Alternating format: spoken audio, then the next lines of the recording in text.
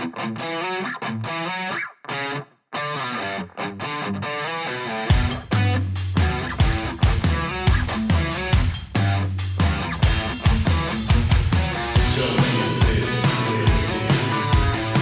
welcome to another episode of Don't Get This Twisted. I am the professor with my co-host, as always, Miss Tina. How you doing today, Miss Tina? Hey, Professor. How are you? Oh, absolutely pleasant for whatever day of the week it is. Today, we are going to talk the dreaded and just evil word of most relationships. We're going to talk divorce. Because, well, it is in the mind and thing of most people, I think, these days of getting in relationships at whatever age, that people are scared. And I think that it's high on the reasons people don't get married these days. Mostly, I think of a younger generation. But I think it's a big deal these days. What do you think? You know, before I got married, I was all for marriage and believed in it, and all my family stayed together, and there was not a thought that I would get married someday, and definitely went down that road because I was just taught to believe that that was the road to go down. And now that I'm finding myself in the middle of the divorce, I wonder, really, was I thinking for me, or was I thinking because it was expected of me? And I didn't really stop to think about that before I got married. Okay. I kind of agree. I think most of us from that our generation is marriage. You know, that was the thing. You strived to find somebody that you felt you could marry. Absolutely. But with that being said, let's talk the reality with statistics. In this day and age, at least in the United States, the divorce rate is somewhere between 40 and 52%. So if you get married, you're more than likely going to get a divorce at, let's say, 50%, half. It's a flip of the coin. That's a pretty scary thing. And it's not of any age limit. This is just pure statistics of getting married. You have a half of a chance of getting divorced. I definitely see that. Being married isn't easy. I mean, it's one of the hardest things I've ever done. And I didn't think we did such a bad job when we were together. It was a lot of work.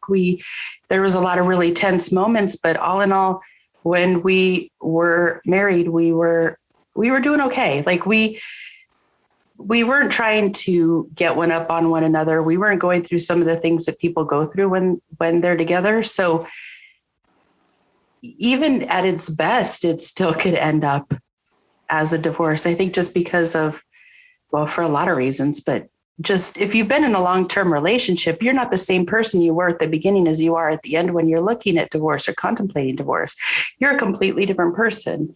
I think every decade you turn into a different person. You go through different things. You learn different lessons. You have different things happening to your physical body. There's so many things that happen, and you don't know when you get into something like that with whoever you're going to be with, if you're going to even like the person that you're with down the line.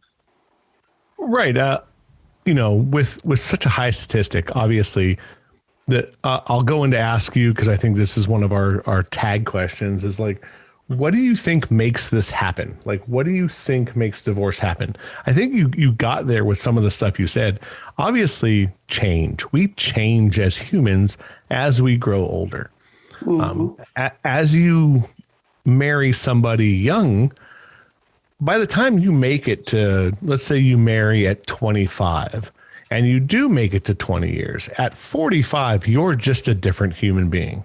Absolutely. You're not even close to being the person that you went into the marriage with. You can't be. Yeah. I mean, I think you can grow with someone. Absolutely. But you definitely at some point may grow apart. I think growing apart is the biggest challenge in divorce. Yes. It's the biggest issue, is that you just end up being a different person. You want something different, and the other person generally is staying the same. Or everybody is growing in different directions and nobody stays the same. Because I think if somebody stays the same, there's at least some sort of an anchor. But I don't know, anchors aren't really good in relationships at times either. So I think it just depends on the couple. I know for us, I think we both changed and we both evolved and we both grew and we did so much changing that it was really hard to stay in the same situation. Okay. So as you grew apart, when did you see the biggest change? Was it early on in your relationship? Like, again, you were 20 years, a long time.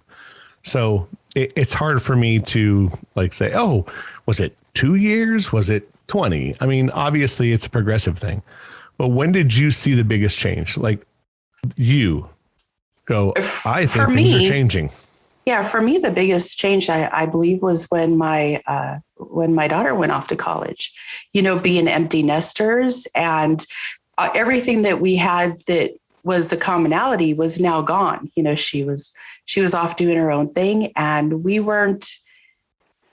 didn't have the same things keeping us together. We weren't coaching softball. We weren't going to soccer practices. We weren't worrying about, you know, having more of a family type situation. We just didn't have to worry about that. There was no kids to do anything. And I realized during that time, it was huge changing. Also during that time, there were so many life events that had changed. I had turned 40 and there was just a shitload of things to completely devastate a person. And then getting them within like a 4-month time, there was no way to come out of that being the same person. There just wasn't.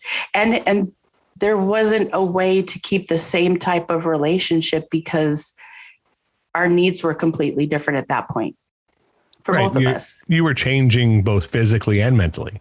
Yes.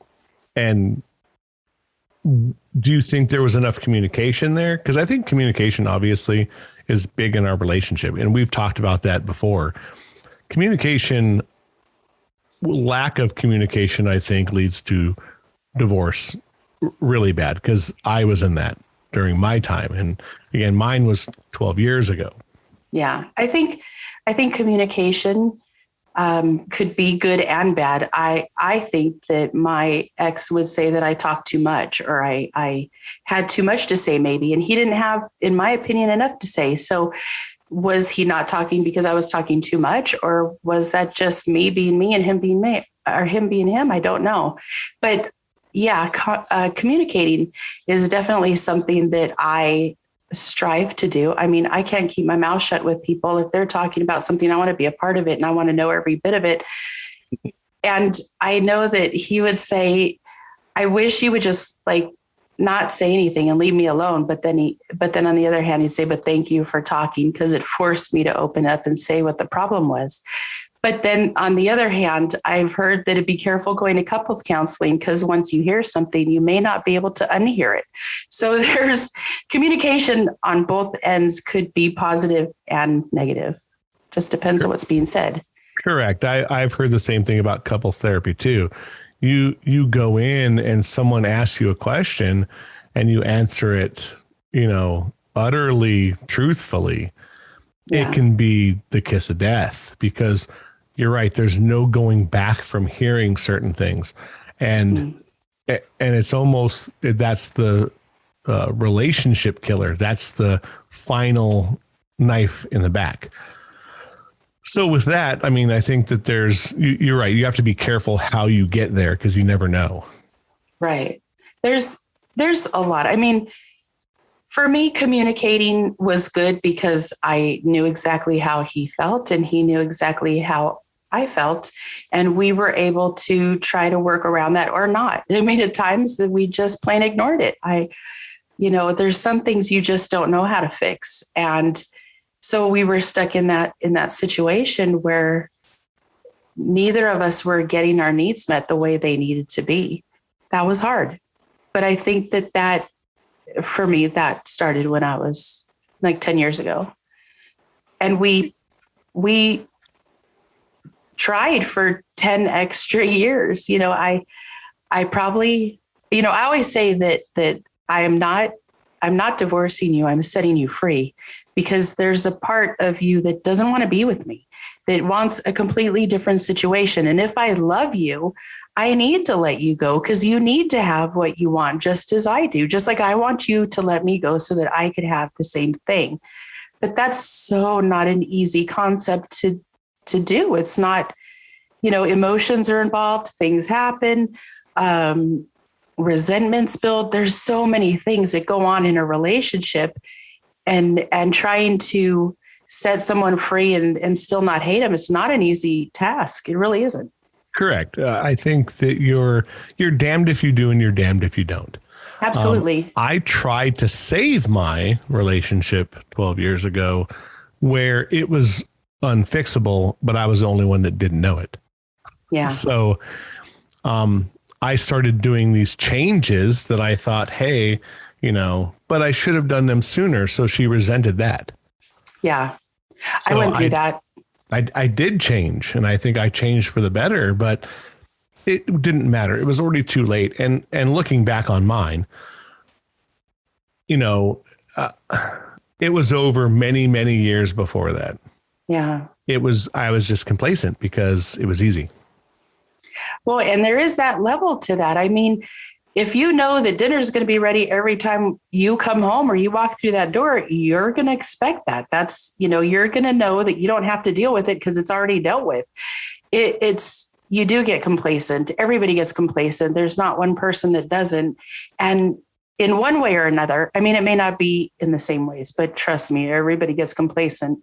And then what? How do you fix that? Like, if you know that it's always going to be done and you don't have to do anything, are you really even going to want to fix it? Correct. Are you going to, it's just something that happens, and you as a couple have to be okay with the complacency and how you're, in what ways you're complacent also. Correct. There are some things to be complacent with that they're okay with. Mm-hmm. But that being said, when there's a lack of being, that way, you have to talk. And if the other person doesn't try to save it when they hear it, you can never fix things when it's too late. I don't care what you do. If your relationship is over, it's over. Yeah. Because some people will try to fix it. The Band-Aids on bullet holes. A Band-Aid on a bullet hole sounds great, but you're still leaking out and it's never going to work. You're just staying there for the wrong reason. Right. So since I've already done this, I'll ask you kind of a lead question, but it's kind of like a thing I think in general, because I think we all know people who've been divorced, right? Mm-hmm. How hard is it? I think it depends on any given day. There are days where I could go and be busy and not thinking about it, and I don't have a hard day.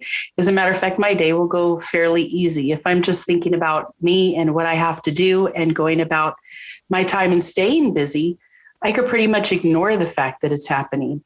It's in the moments where you're not busy, or when something reminds you of the other person, or I don't know, for me, even the weather changing affected me. I was surprised that having a cold, like dark day changed my attitude.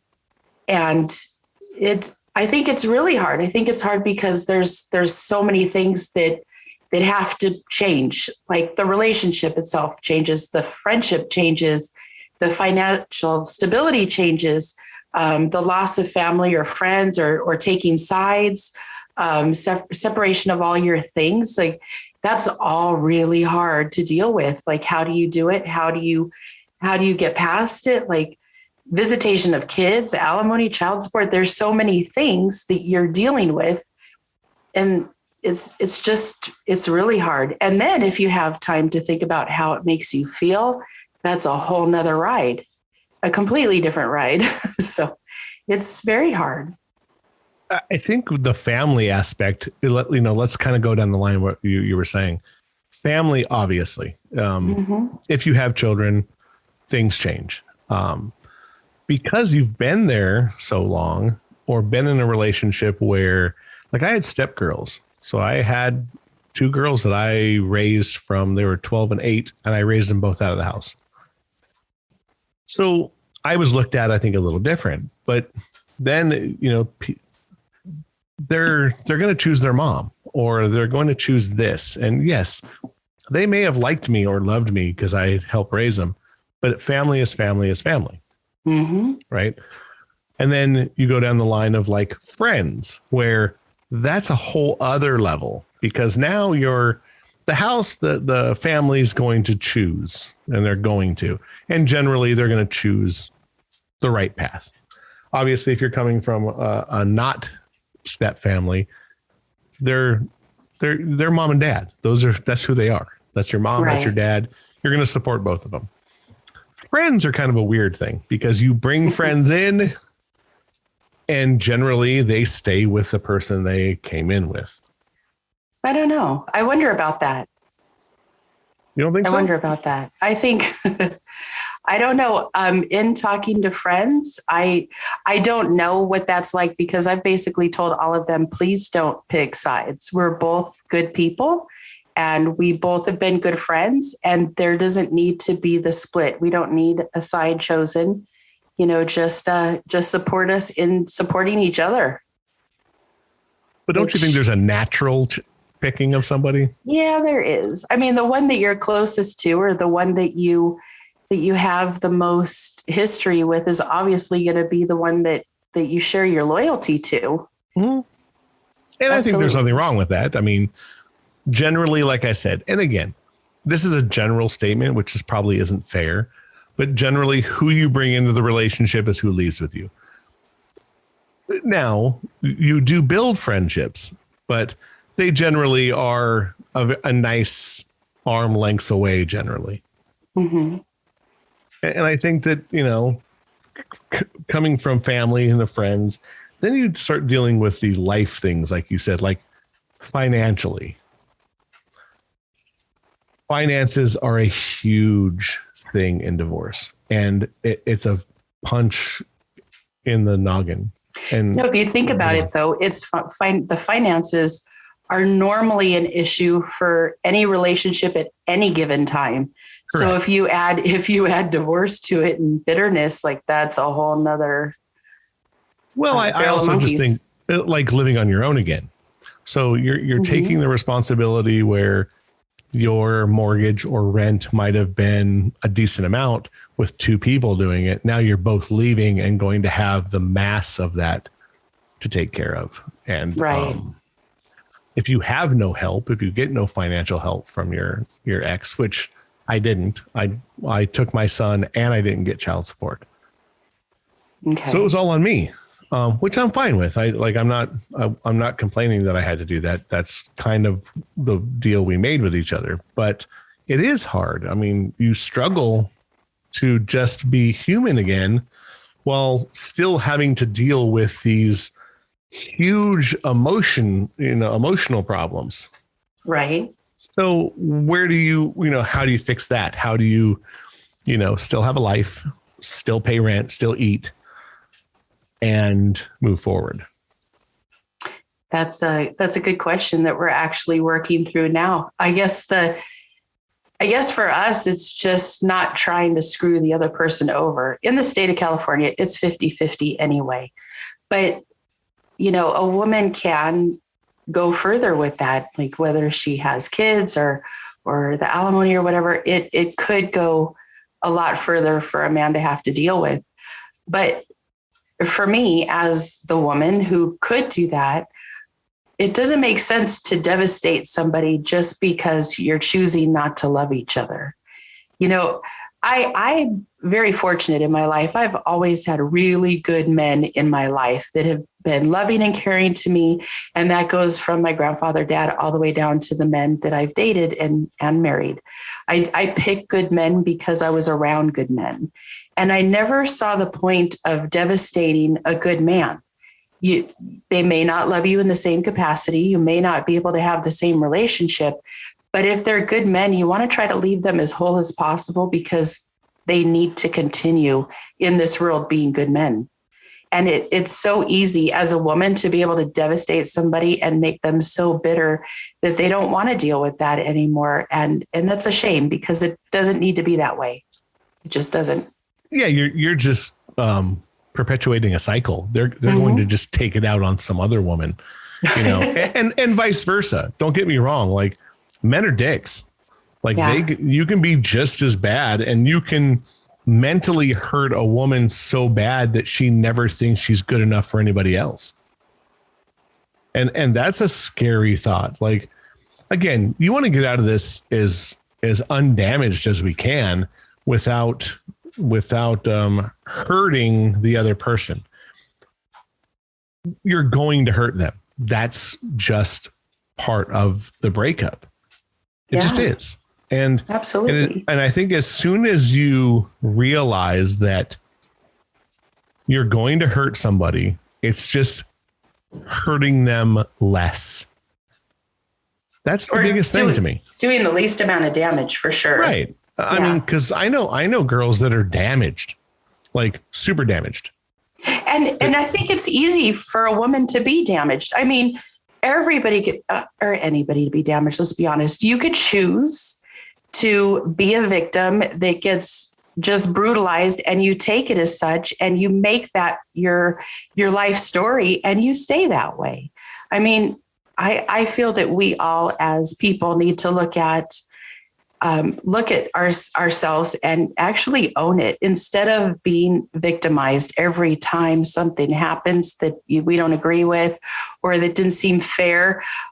Yeah, it's like, this is just life. You're not a victim. Quit being a victim. Quit acting as such. Doesn't need to be that way. We both got there somehow. Yes, absolutely. It's generally a two-way street. Right. However you get there, like I said, growing apart. I mean, obviously infidelity is something that happens on a large level. Those are things that obviously drive you out, but they shouldn't be the last straw of how you feel. I mean, It's unfortunate. People cheat for whatever reason. I feel that people cheat because there's something that they're missing, that they're not getting in the relationship. And so they, for whatever reason, you find a way, if that's what you're going to do, that's what you're going to do. But it's not, I always say, because I sit behind a chair and I talk to people all the time cutting their hair. I hear so many stories about the cheating, and the cheating always seems to be a symptom of something that's going on with the person that they're struggling with, or they're not getting what they need, or there's something absent in the relationship. It may not even be fair, but it's something that the person is feeling and going through. And then they look, or they find somebody that fulfills that. And I don't really see it having a lot to do with the person being cheated on. And it drives me crazy when I hear people say, he made me look stupid. No, you're choosing to look stupid. Nobody's looking at you stupid. We're looking at the person saying, hey, he fucked up.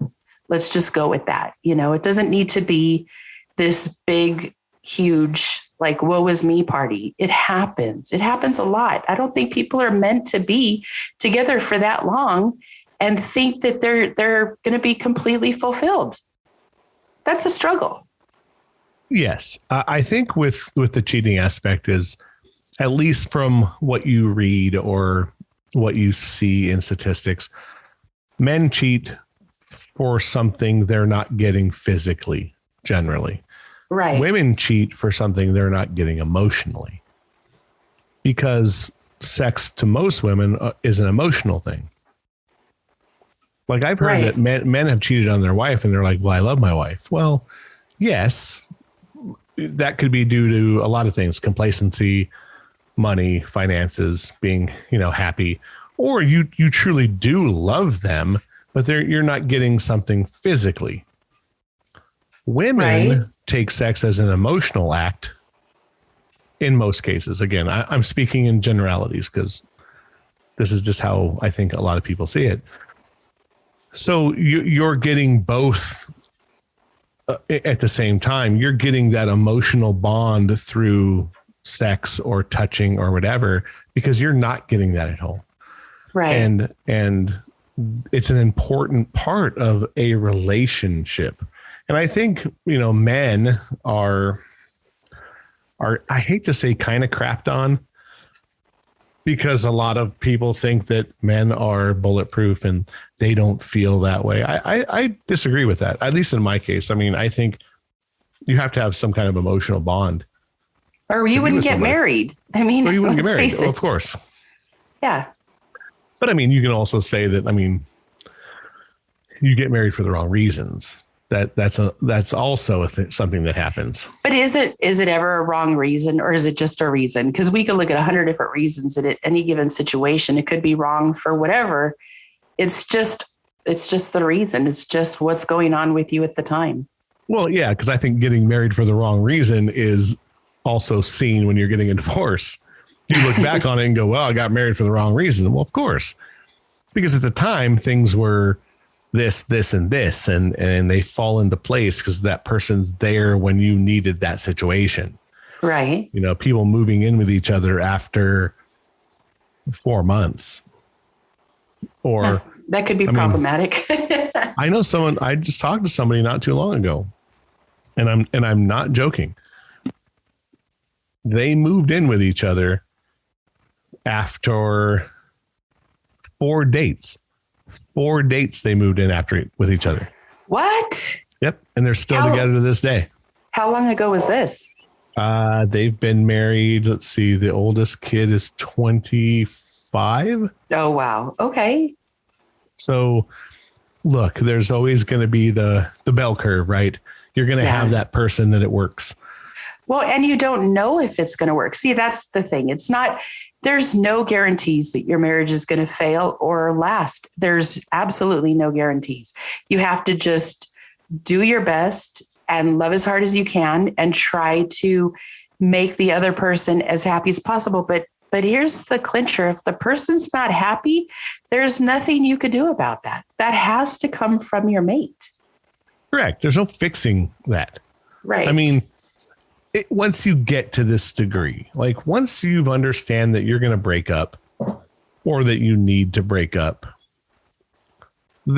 it is incredibly hard to fix that, because you're both leaning in 2 different directions. Mm-hmm. And that you're both looking for something different. If you can't give the person you're with whatever it is they're looking for, if you're in a young marriage and man wants a child and woman doesn't, you're never going to fix that. Right. So if you're not going to fix that, you have to separate. You have to move on. If you're in a long relationship and one person wants to get married and the other doesn't, you're not going to fix that.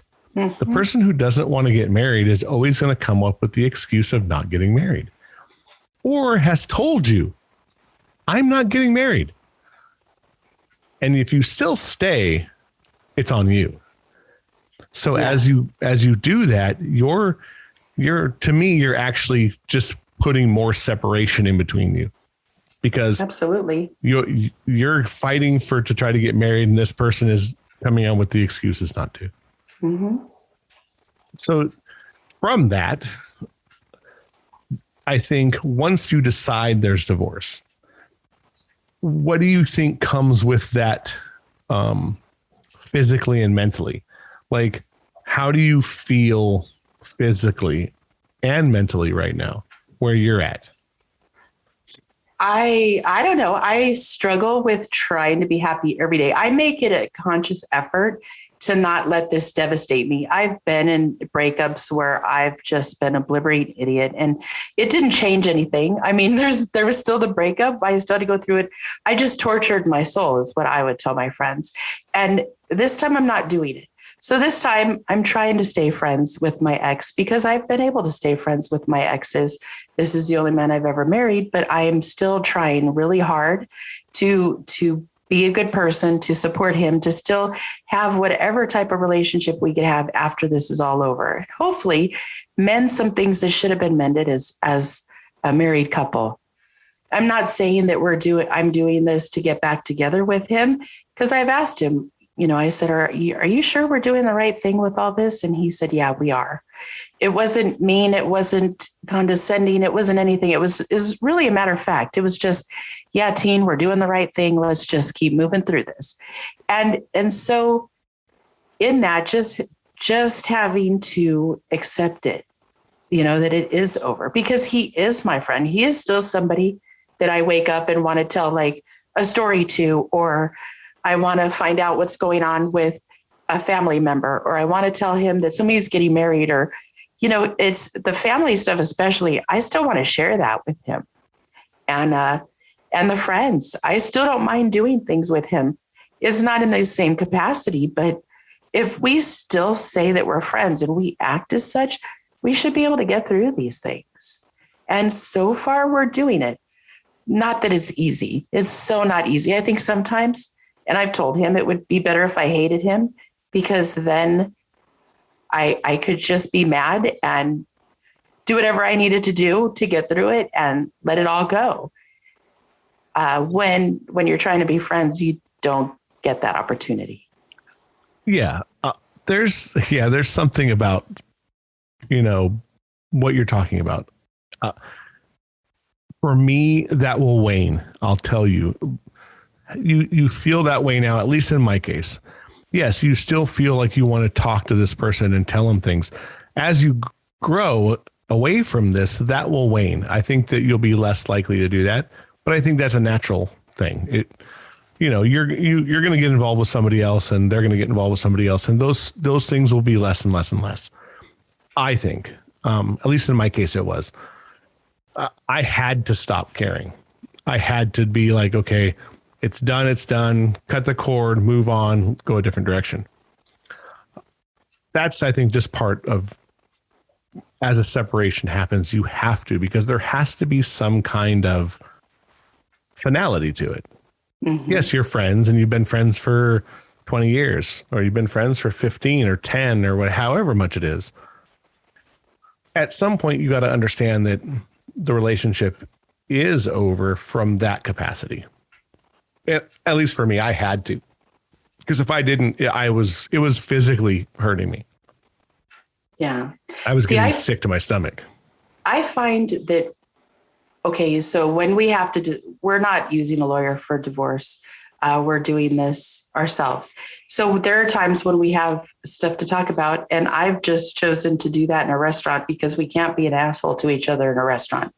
So we go to a restaurant and we have dinner, and we talk about what we need to do. And we try to do that without, it's like very matter of fact. We try to do it without a lot of emotion, without a lot of guilt, without a lot of, you did this, you did that.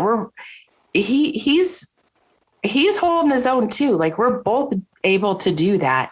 And because we're able to do that, I'm finding that when we do go out to dinner, it's so real, but it's so, I don't want to say pleasant, but in hearing everybody else talk about their divorce, it is quite pleasant. If I was to see the contrast of one side to the other, but that is so, I think it's been the hardest thing I've ever tried to accomplish.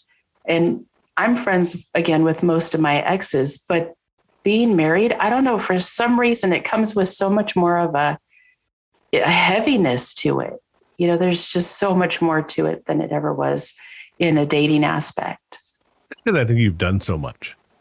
I think as a married couple, generally, like, I had a child. So for me, it's, I was raising two girls that weren't mine. We had a child.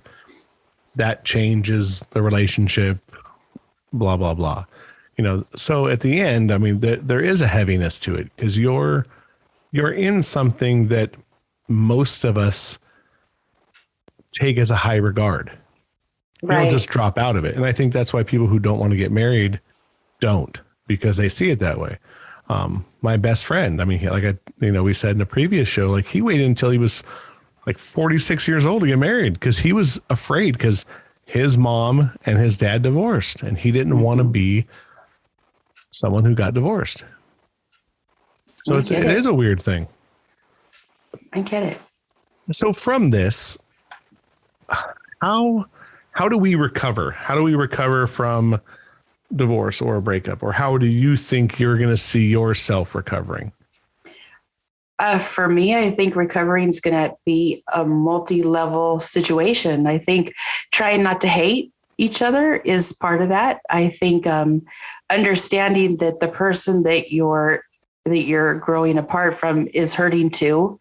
So to you don't have to hate on them. You don't have to go that route. It's everybody's hurting. No, nobody's getting out of this easy.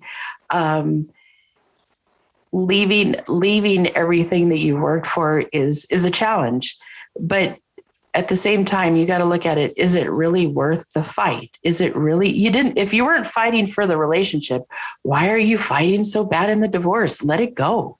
Like the fighting should have been done when you had something to fight for. All the crap that you accrued over your life, all of the stuff that you have or you don't, it's just stuff. Like if it was worth fighting for it, you wouldn't have gotten yourself in the position that you did. So I think part of it for me is just letting go and trying to be positive every day. For me, that's difficult for me anyway. I've suffered from, like, I'd say low level depression for years. And I'm really good at, I've gotten really good over the years at just saying, okay, this is not the day I'm going to feel like this. So we're going to work at just being happy and finding ways to laugh and doing things to make my life better. Also, I think my friends and my family have helped tremendously. There are people that I could call right now and say, I'm having a really shitty day, and they'll let me just go on my little rant. And I always find a way to make myself and everybody else laugh, because I don't want to be the Debbie Downer that nobody wants to pick up their phone for. So even as I'm telling them a story about what's going on, I'm trying to make light of it, or I'm trying to just be okay in the moment. And a lot of the times I just go, yeah, it's really shitty, but yeah, I'm living the dream. It can't be that bad, or I wouldn't have left either. So if it's not that bad, because I'm not sitting at home feeling lonely. I'm not forcing him to be home with me when he doesn't want to be because I'm being an asshole. Like it's not that bad. It doesn't have to be that hard. Once I deal with whatever we have to deal with, I could go back to being okay. Now you just have to take care of you. What does that mean? Let's do that, And there's been so many things that I've done since we broke up. Like I started writing my book, and actually I have a couple of them. I started a podcast with you. Come on. Did we really think this was ever going to happen with the two of us? Yeah, probably not. Yeah. I've made new friends.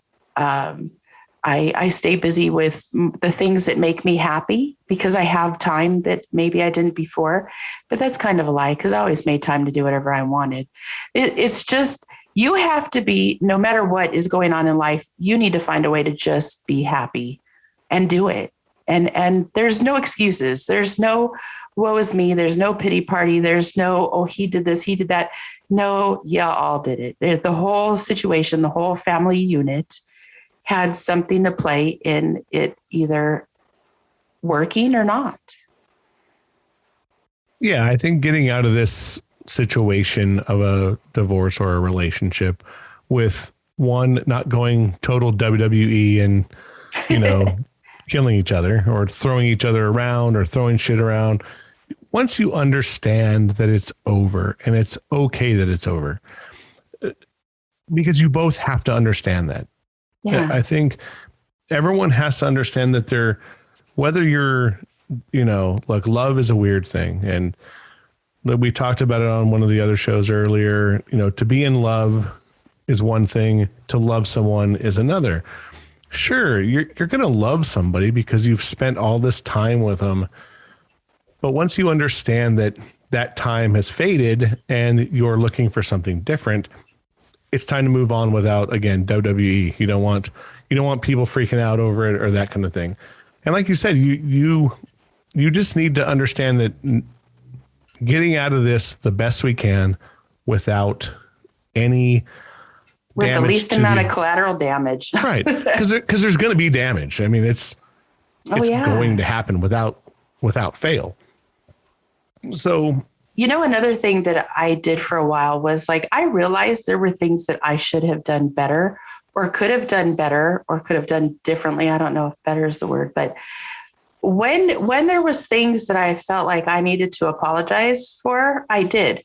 I just said, hey, I realized going through this that I could have done better in this way. And I basically told him, I remember the first time I did it, he looked at me like I was stinking crazy. And he said, thank you for that. And I'm like, no, thank you for that, because I could have done better. So I think that helped me personally to forgive myself for the things that I could have done instead of, oh, well, I wish I would have done this or I would have done that. No, shoulda, coulda, woulda. Let's just say, hey, I'm sorry. I get that a lot of people can't do that with their exes because, somebody goes off the rail. There's just not anything you could talk about at that point. correct. But I'm fortunate. My ex never went off the rail. He was always very kind and very fair. So I noticed that in life with him, he tried to be very fair. In that, I felt like, why didn't he have more passion for me? Or because let's be honest, women could make a shit ton of problems about anything. And maybe it was a shit problem, maybe it wasn't, but at the same time, it still bothered me. It was something that I was like, wait, shouldn't you have done this or done that? And I see that with me too. There's times where I'm like, shouldn't I have done this or shouldn't I? You got to let all that go. You just have to let it go. You'll should have yourself to death. Exactly. And it's true, because we all should have done something different. But in the end, we all should have been up front and said, we're not happy. We're not in love. Let's make sure that no one gets hurt getting out of this, because we all stay too long. Mm-hmm. It's, it's like going to a party. You always stay too long, and you don't want that to be horribly bad at the end where you hate someone. I don't want to hate anyone. Right. I may not be in love anymore. I would rather not be in love and not hate you. I agree. Because hate will drive you to do horrible things as well, where you can't get them out of your mind so much that you care about every single thing they do. Mm-hmm. And that's a recipe for disaster. When you break up, you have to know that each of you are changing, and there is no need to worry if she puts her shoes on a certain way and goes out on a Saturday night. It doesn't matter. You need to realize that your Saturday night is yours, and you need to do your own thing, whether it's hang out with friends, go dancing, go to this, try yoga, spin fucking mud clay and make vases. I don't care what it is, but do yourself. And again, if you have children, mostly younger children, you have to understand that when kids are with mom, you do your stuff. When kids are with you, mom needs to do her stuff, and it's okay. Don't worry about what she's doing. Spend time with your kids and do your thing. When kids are involved, it's always going to be different because of the situation you're in. But you have to still be the same. You still have to be the same. Right. You still have to be a parental unit. Well, you have to be a parental unit, but you have to be friendly to each other on the way out, because all it does is hurt other people. And whether it hurts family, because that's going to happen. You're going to hurt your family by leaving someone, but your family has to truly understand the situation you're in. And if you can go to your family and say, like, I'm not in love anymore. Yes, your father did this and he was great and he made sure this was done, but I'm not in love. And if you're not in love, true love, what are you fighting for? You're just fighting to be okay. And we're not. And for me, you don't live long enough to be okay. I agree with that. I think that if you listen, you get to an age where you're looking at your life and you're like, I have more days behind me than in front of me. And I'm not satisfied in the situation I'm in. it should be okay. That should be enough reason. I'm just not where I want to be in this. And I'm going to set you free so you could get where you're happy. And I'm going to get where I'm happy. And if you love somebody, you should want that for them. You really should. I know that's a theoretical thing, but honestly, it doesn't need to be. It doesn't need to be a big blown up thing. Listen, it happens. And look, it's hard to get where you want to be. Yeah. I mean, I'm not where I want to be 12 years later. But is that because of the divorce, or is that just where you want to be in life? And that's something that you strive for every day. I mean, exactly. I have a level of where I want to be, and I'm either going to have that or nothing. Right. But that's just because of where I feel myself. Like, I know that there's what I'm looking for is real and out there, but it's something that takes a shit ton of commitment. And people understanding that you're going to do crazy shit like dance in the kitchen, and not everyone's built for that. And I understand that, but I think, in your case, like, you know, we're coming where our show is generally going to end, but I'm going to throw something at you from a personal standpoint, because I already know my answer. You know, is there life after divorce? There is life every single freaking day. Every day. You could either let it pass by, or you could grab onto it and take the ride. But yeah, there's life for everybody. And it is, when you're divorcing, it's totally up to you. What do you want to make it every single day? I mean, I could waste time being miserable and throwing a pity party. And there are days, I got to tell you, that I want to do that.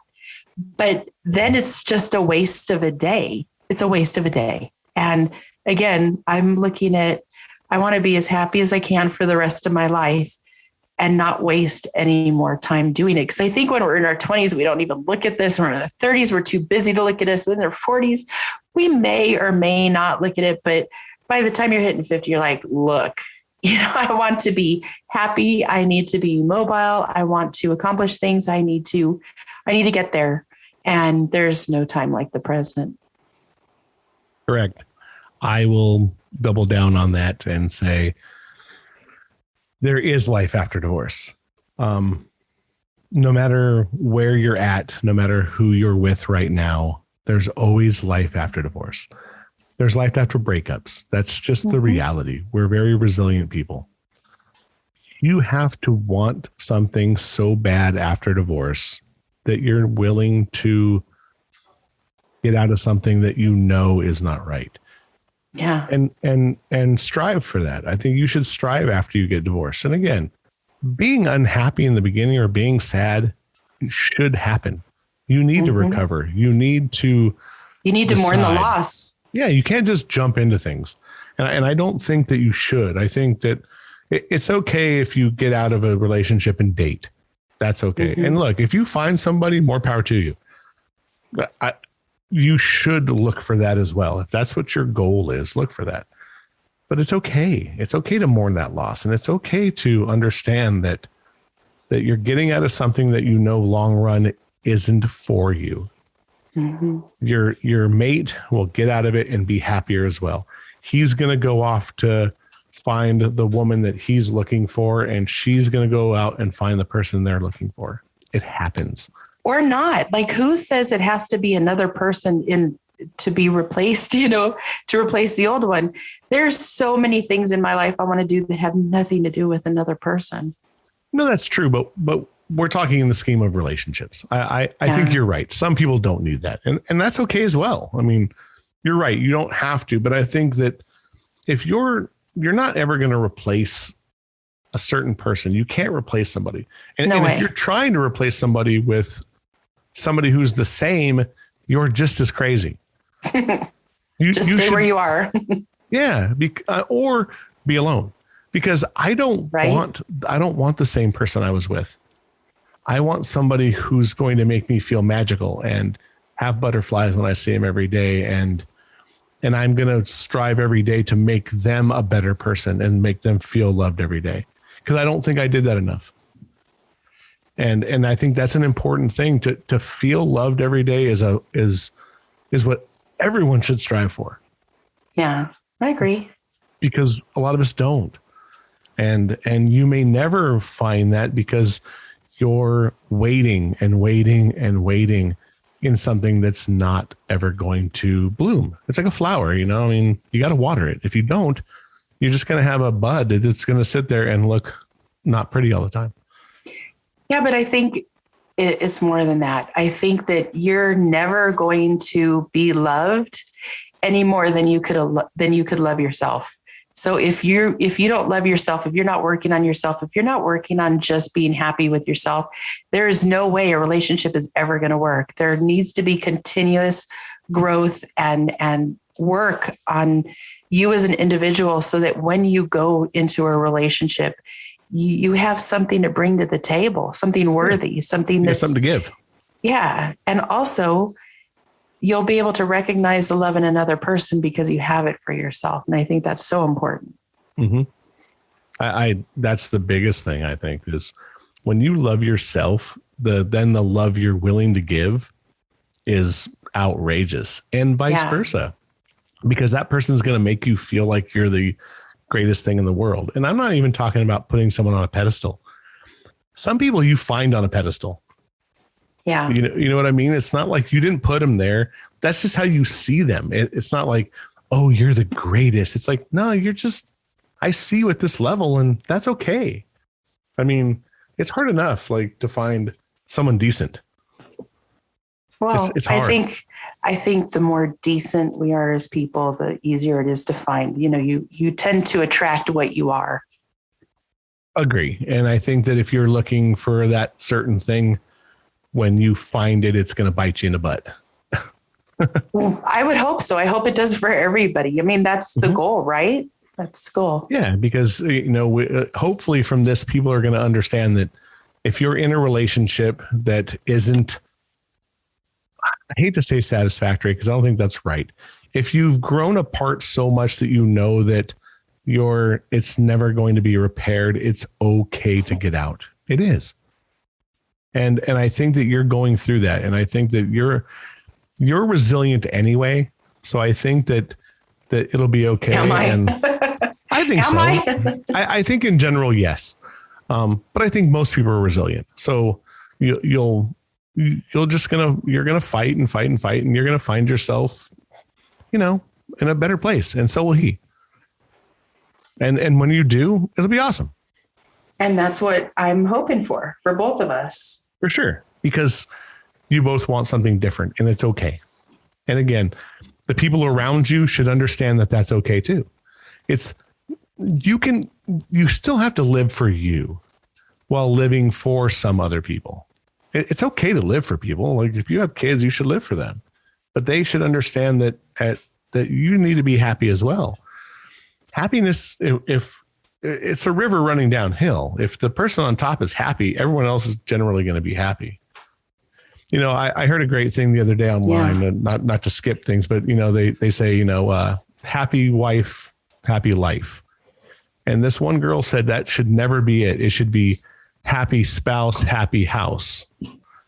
Because when you're both happy, it's going to be better. It's not just about one or the other.